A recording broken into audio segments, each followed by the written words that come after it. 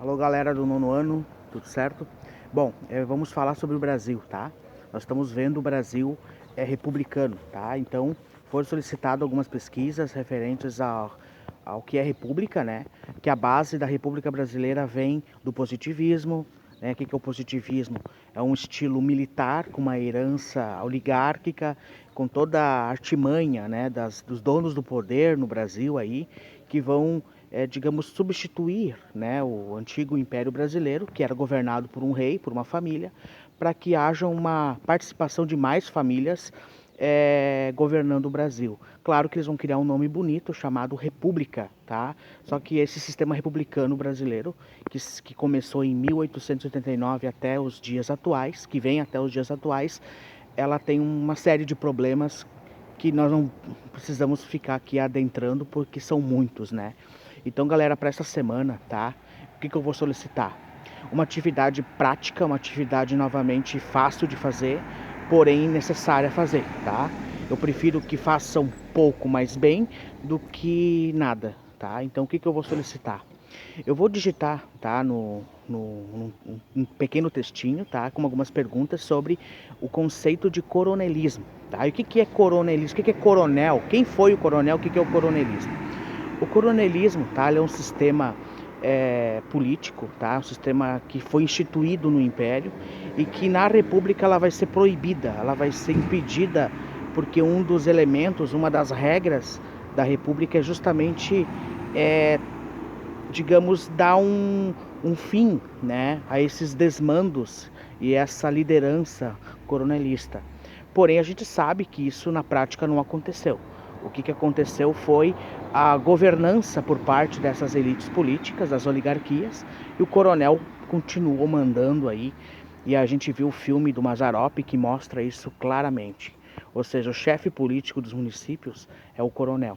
Então, a gente precisa compreender quem é esse coronel, né? Que figura é essa, tá? E aí eu vou passar para vocês uma lista, tá, de presidentes da República Velha que vocês podem pesquisar no Google, tá? Presidentes brasileiros durante a República Velha. E aí tentar tirar uma conclusão, né, das características humanas e também sociais, tá? De como é a figura do coronel, como é que o coronel se comportava no tempo da República Velha, no tempo da Primeira República Brasileira, certo? Então, para essa semana a gente vai aprofundar esse assunto, mas eu já posso antecipar, eram todos homens, tá? Se hoje nós ainda continuamos lutando contra o machismo, na época o machismo era muito maior, então mulher não participava da política, não podia nem votar. Outro detalhe, tá? Todos os homens usavam bigode, raramente tinha alguém sem. Talvez por ser moda na época, né? E também principalmente para mostrar autoridade, né? Autoridade. O bigode representa status, representa poder, né? Significa vinculação de respeito, algo assim, tá? Hoje em dia essa moda caiu, mas na época ela era muito forte.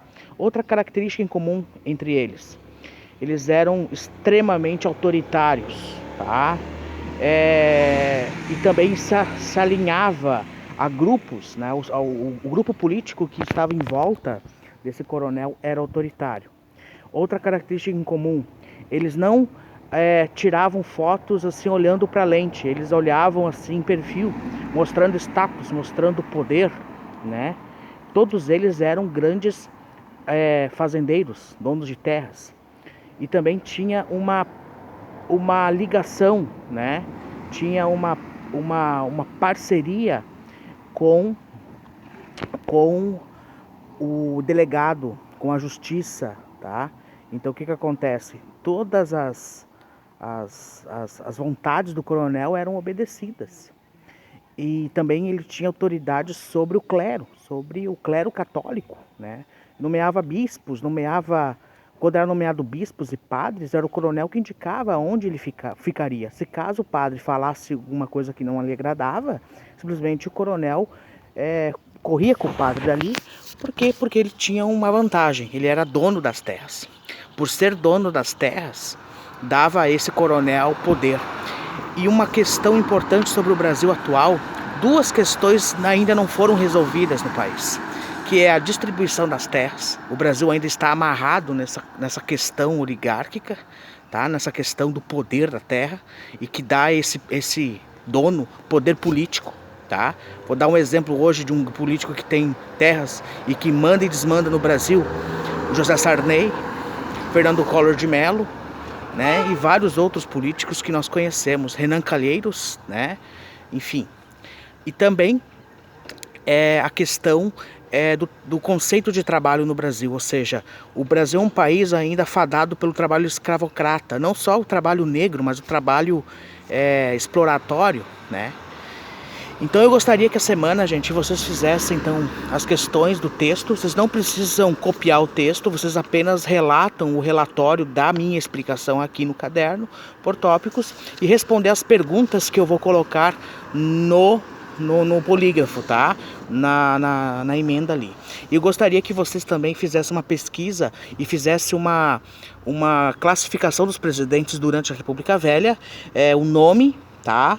O período do mandato, tá? E da onde ele veio, né? Qual é a origem, qual é o estado em que ele veio, certo? De 1889 até 1930, quando temos a Revolução de Getúlio Vargas. Certo, minha gente? Beijo!